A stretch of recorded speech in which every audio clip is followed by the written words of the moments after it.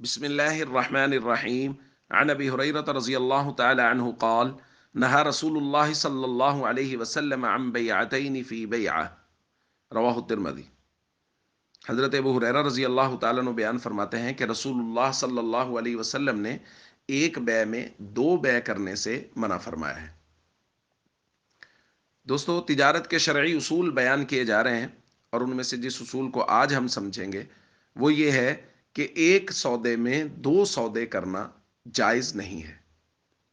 اس کا مطلب امام ترمذی رحمۃ اللہ علیہ نے خود اس روایت کے ذیل میں بیان فرمایا ہے.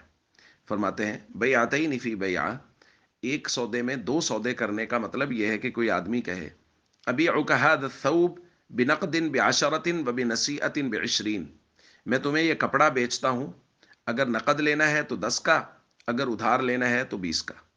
ولا یفارقہ علی احد البیعین، لیکن کسی ایک چیز کو طے کیے بغیر وہ وہاں سے اٹھ کے چلے جاتے ہیں. کیا مطلب؟ کہ نہ تو وہ یہ بتاتا ہے خریدنے والا کہ میں جی نقد خریدوں گا 10 کا، یا نہ وہ یہ کہتا ہے کہ میں ادھار خریدوں گا 20 کا.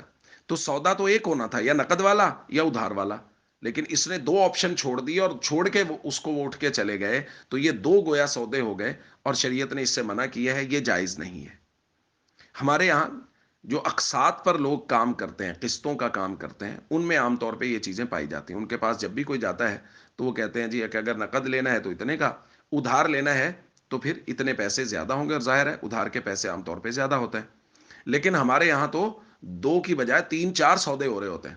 اگر نقد لینا ہے اتنے کا، ادھار 6 مہینے کے اندر ادا کرو گے تو اتنے کا، سال میں دو گے تو اور کچھ پیسے اضافہ، 1.5 سال میں اور کچھ اضافہ.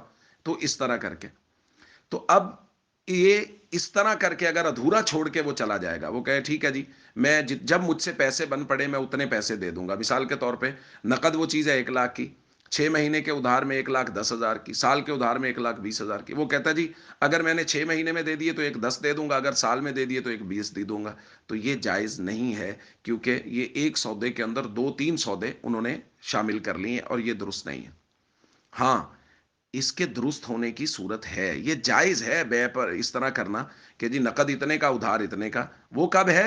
فَإِذَا فَارَقَهُ عَلَى أَحَدِهِمَا فَلَا بَأْسَ. امام ترمذی فرماتے ہیں اگر کسی ایک بات کو مقرر کر کے اٹھ جائے، مثلا وہ کہتا ہے کہ جی میں نقد خریدوں گا 10 کا خریدوں گا، یا میں ادھار خریدوں گا 20 کا خریدوں گا، جائز ہے، چونکہ ایک ہی بے ہوئی ہے اور بات طے ہو گئی. اسی طرح آج کل جو ہمارے یہاں قسطوں کی بے چل رہی ہے، اس میں خریدنے والا کہتا ہے کہ جی میں ایک سال میں پیسے دوں گا اور میں 1,20,000 روپے دوں گا. تو بس ٹھیک ہے، بات طے ہو گئی اور ایک ہی سودا ہوا ہے. تو یہ جائز ہے، درست ہے. اور قسطوں پر بے کرنا اس طرح کہ وہ کہے نقد میں اتنے کا بیچتا ہوں، ادھار میں اتنا کا بیچتا ہوں، یہ جائز ہے، لیکن اس شرط کے ساتھ کہ وہ طے کر کے اٹھیں کہ نقد خریدنا ہے یا ادھار خریدنا ہے. السلام علیکم ورحمۃ اللہ وبرکاتہ.